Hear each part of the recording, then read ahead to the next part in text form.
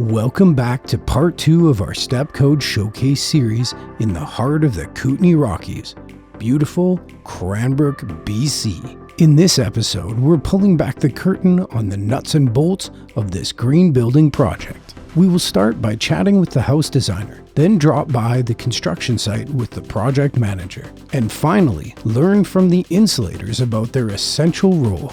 To start, we head over to New Dawn Developments to talk with building designer Shania Kormos.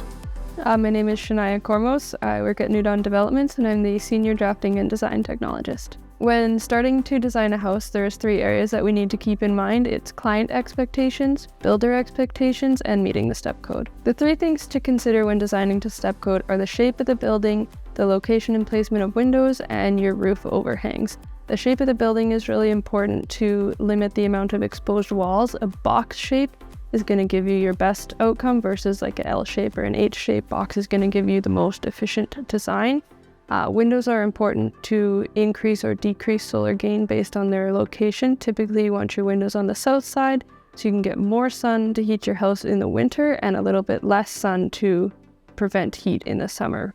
The roof overhangs are going to help shade from the sun's rays in the summer, but with the lower sun in the winter, still allow to get that heat into your house. When we're designing with an energy advisor, we will drop a preliminary plan. We send it to them to go through all of their testing and analysis, in which they come back to us and say either it's great and it works, or they'll make suggestions on how we can improve it to reach the next step. Some of the suggestions they have are to add a heat pump. We may go to triple pane windows instead of double pane. They may ask us to move a window to help with solar gains, and they may ask us to increase roof overhangs. For the BD Spears residents, we upgraded from double pane to triple pane windows to help with our energy rating, and we also added a heat pump. We were fortunate enough with this house that the main window wall glazing where the views are were to the west versus to the north, which also helped us. Advice that I would have for builders and homeowners that are looking to reach a step code 3 or 4 would be to engage an energy advisor as early as possible. They have tools that we don't have that can help us reach those higher steps, and they also just have knowledge of the smallest changes can really make the biggest difference. Something else to keep in mind is to be flexible with your design. The energy advisor's recommendations can help you save money and also help with a better product in the end. Fortunately, here at New Dawn Developments, we've been designing to step code number 3 for a number of years now. We have the tools and the knowledge to get to that step, so when the change comes through, we'll be fully prepared. We now move from the designer's desk and head over to the heart of the action, the build site. First up, we talk house wrap and windows with Aaron Eldridge, New Dawn's site supervisor for this build. Here's an example of our wrap system. Some of the biggest things to hit step 4 are having a good overlap.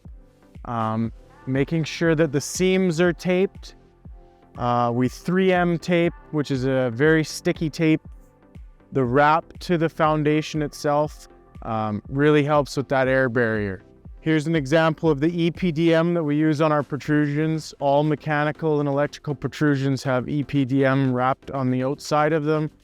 Help seal everything from the outside.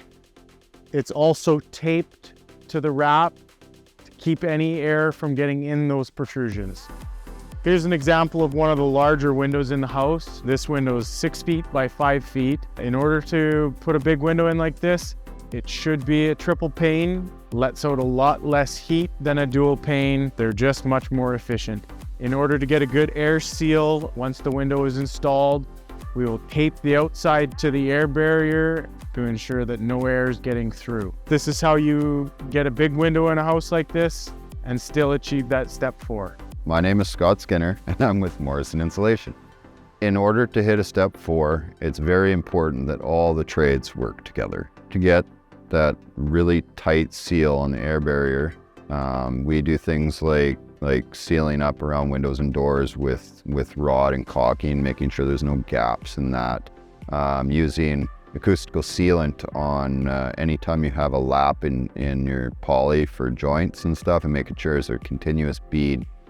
Making sure that you're using a foam around wire holes and stuff like that, anywhere that air can leak, because if it can leak, it will leak, and then it'll affect your step.